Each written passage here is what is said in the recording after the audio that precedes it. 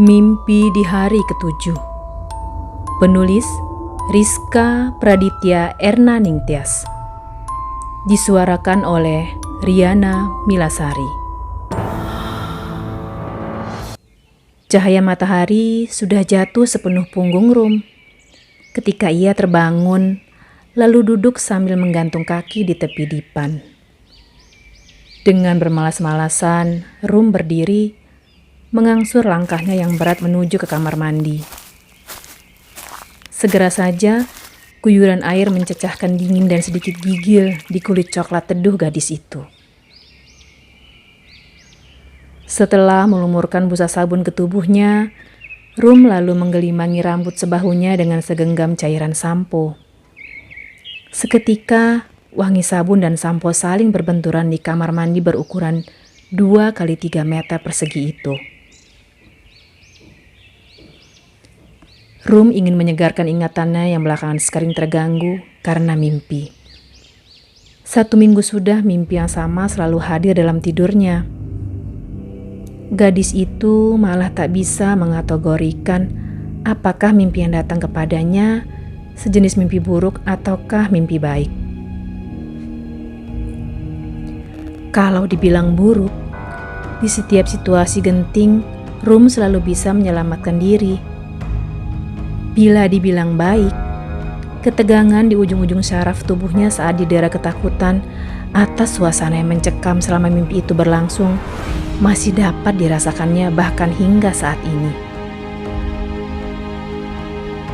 Kaukah yang bernama Rum? Suara tua itu bergetar memenuhi udara. Rum menghentikan langkah. Jalan tak berujung di depannya penuh debu berwarna coklat tanah. "Iya, aku Rum," jawabnya pelan, tepatnya sedikit ketakutan.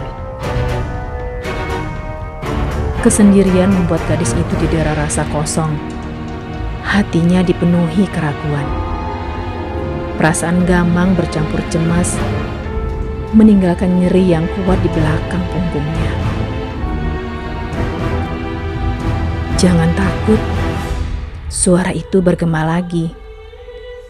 Rum takut? Tidak, Rum hanya panik. Rasa yang jauh lebih menyengsarakan daripada hanya sekedar takut. Tubuh Rum selalu bersiap siaga untuk segala hal yang biasa saja terjadi di sekitarnya. "Apakah kau selalu diliputi rasa sedih, Rum?" tanya suara itu kembali. "Ya," suara yang berasal dari hati Rum menjawab dengan sendirinya. "Kau ingin semua orang tunduk padamu, bukan?" Gelegar suara yang bergema memenuhi ruang pendengaran Rum. Kali ini Rum mengangguk. Anggukan yang penuh dengan keraguan-raguan. "Artinya, kau ingin orang-orang mencintaimu sebagaimana yang engkau inginkan, bukan?" Rum tidak menjawab. Ia seolah yakin kalau sosok bersuara menggelegar itu pasti tahu isi hatinya walaupun ia tidak mengatakannya. Seketika, alam yang dipenuhi debu coklat tanah itu hening. Rum termangu tak tentu arah. Tempat di mana ia berdiri sekarang benar-benar kosong. Selain jalan tanah yang ada di bawah kakinya, tak ada lagi ornamen lain. Tak ada pohon, bangunan, aspal, bahkan salai rumput pun tak dijumpai Rum. Hanya debu yang mengepung Rum. Warnanya tak hanya coklat tanah. Beberapa ada yang kemerah-merahan. Rum memutar tubuh dengan perasaan gamang. Isi pikirannya ikut-ikutan kosong. "Baiklah," gelegar suara itu memecah keheningan. "Kau bacalah, La ilaha illallah," gema suara itu kembali. Rum tersentak, kalimat apa itu? Baru sekali ini dia mendengar kata la ilaha yang artinya tiada Tuhan digabung dengan ihak Apa itu ihak? Apakah sama artinya dengan hak? Apa makna ik di depannya? Hati Rum memberontak takut menyalahi dan menyelisihi ketauhidannya sebagai umat. Gadis itu bungkam dengan hati diliputi perasaan heran. Kebimbangan Rum segera saja terhenti ketika tiba-tiba suara bergemuruh terdengar dari belakang tubuhnya. Rum menoleh. Seketika gadis itu terkejut. Dari kejauhan, Rum melihat tanah berpelantingan. Udara dipenuhi serpihan coklat yang kian lama kian mendekat, bergulung-gulung menuju tempat di mana Rum berdiri. Rum memfokuskan pandangannya ingin tahu apa yang telah membuat tanah itu terbongkar dan mengelupas sedemikian dahsyatnya. Merasa dirinya terancam, Rum berbalik dan lari dengan sekuat tenaga.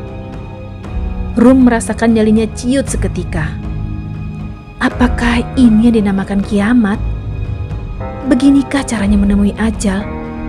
Rum tak mau lagi berpikir yang lain, selain lari yang harus lebih kencang dan makin kencang. Seperti tak diberi pilihan, dalam larinya, gadis itu tahu kalau dia akan kalah. Hanya tinggal menunggu waktu di mana langkahnya tak sanggup lagi penompang lari yang kian lama kian kehabisan tenaga. Sejalan dengan tubuhnya yang mulai goyah, rasa putus asa pun sedikit demi sedikit mulai memberangus hati dan pikirannya. Baca, la ilaha illallah, gema sebuah suara yang datangnya entah dari mana. Rum mengabaikan suara itu. Ia menelan ludah yang mulai tercekik kelak di tenggorokan. Baca, la ilaha illallah, ujar suara itu lebih keras lagi. Rum menyeringai mencoba bertahan dalam ketakutannya. Baca, la ilaha illallah, suara itu kembali bergema. Gaungnya merembangkan bulu kuduk. Dalam takut Rum akhirnya berseru, la ilaha illallah. Bruk! Suara berdebum yang kuat terdengar di belakang tubuhnya.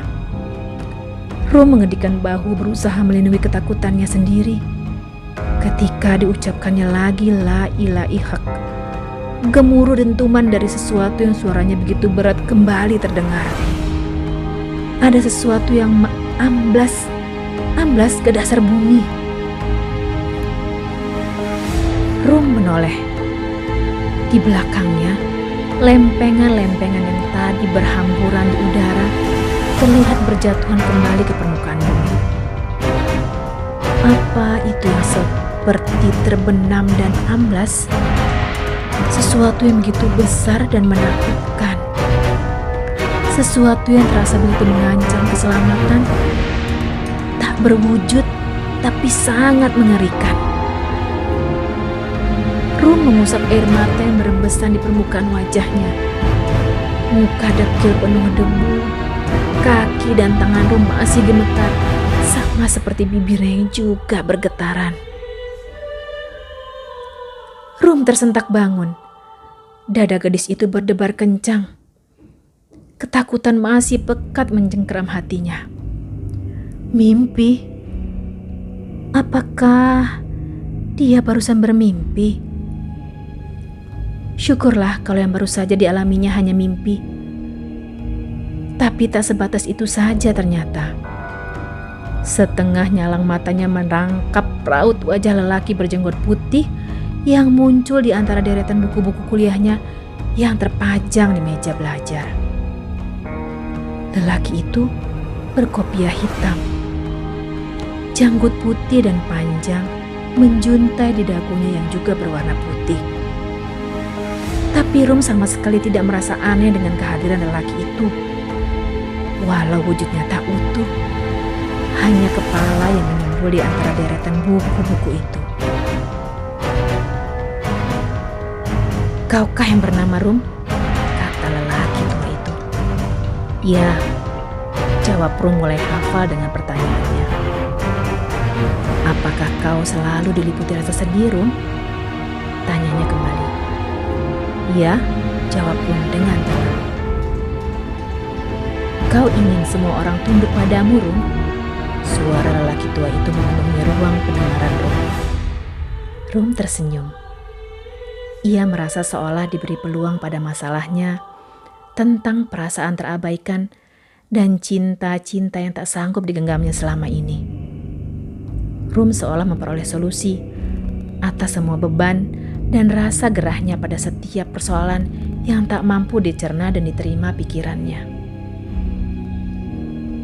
"Artinya, maumu orang-orang mencintaimu sebagaimana yang engkau inginkan, bukan?" Tetapi Rum tidak menjawab. "Kau bacalah, La ilaha haq." Lantang suara itu memberi perintah. Rum tersentak untuk kesekian kalinya. Hati Rum kembali memberontak. Ia tak ingin menjadi umat yang merusak tauhid. Bingung Rum menggetarkan bumi. Lalu kembali tanah di belakangnya meledak. "Artinya, maumu orang-orang mencintaimu sebagaimana yang engkau inginkan, bukan?" Rum tidak menjawab. "Kau bacalah, La ilaha haq." Lantang suara itu memberi perintah. Rum tersentak untuk kesekian kalinya. Hati Rum kembali memberontak. Ia tak ingin menjadi umat yang merusak tauhid. Bingung Rum menggetarkan bumi. Lalu kembali tanah di belakangnya meledak. Serpihannya berterbangan ke angkasa. Tanah itu seolah diselusupi makhluk maha besar yang sangat mengerikan. Tiba-tiba bergema suara di seluruh lingkup di mana Rum berada. "Baca, La ilaha haq." Rum mengabaikan suara itu. Ia menelan ludah dan mulai terasa mencekik yang di tenggorokannya. Ia berlari dengan sekuat tenaga, tapi kembali makhluk tak kasat mata itu memporak-pondakan jalan tanah di belakangnya. "Baca, La ilaha haq," ujar suara itu lebih keras lagi. Lalu kembali pula Rum menyerah. Dalam takutnya Rum berseru, "La ilaha haq." Bruk! Suara berdebum terdengar di belakang tubuhnya. Rum mengedikkan bahu berusaha melindungi ketakutannya sendiri. Ketika diucapkannya La ilaha haq beberapa kali. Ya, beberapa kali. Sesuatu yang suaranya begitu berat seperti amblas ke dasar bumi. Saat Rum menoleh, ia melihat lempengan tanah yang tadi berhamburan kini mereda dan permukaannya rata kembali. Rum tersentak bangun. Peluh berempesan di pelipis dan nyaris di sekujur tubuhnya. Dengan nafas makin tersengal, gadis itu mencoba bangun sambil mengatur nafasnya kembali. Rum tak berani bertanya pada siapapun soal mimpi yang dialaminya 7 hari berturut-turut itu. Hanya saja, lepas bermimpi, Rum tiba-tiba berubah. Orang-orang tak lagi melihat dan menemukan Rum yang selalu keluar rumah dengan baju you can see dan celana slek ketat yang terlihat begitu memetakan tubuh langsingnya. Rum menjadi lebih agamis. Ia mengerudungkan hijab menutupi kepala hingga dadanya. Gaun terusan panjang menutupi tubuhnya hingga sebatas mata kaki. Bukan itu saja, Rum bahkan mengenakan kaos kaki dan sebuah purdah. Begitulah, gadis itu melengkapi ketutupannya, penampilannya yang sangat berubah. "Rum berubah," kata seseorang yang kebetulan berpapasan dengannya. "Rum berubah?" tanya yang lain. "Sepertinya begitu. Rum sangat berubah." Begitulah, lepas bisik-bisik yang tak mampu terlalu lama memenuhi hari-hari mereka. Orang-orang mulai lupa tentang perubahan yang terjadi pada Rum. Perubahan yang bermula dari sebuah mimpi yang terus-menerus mengganggu tidur Rum hingga hari yang ke-7.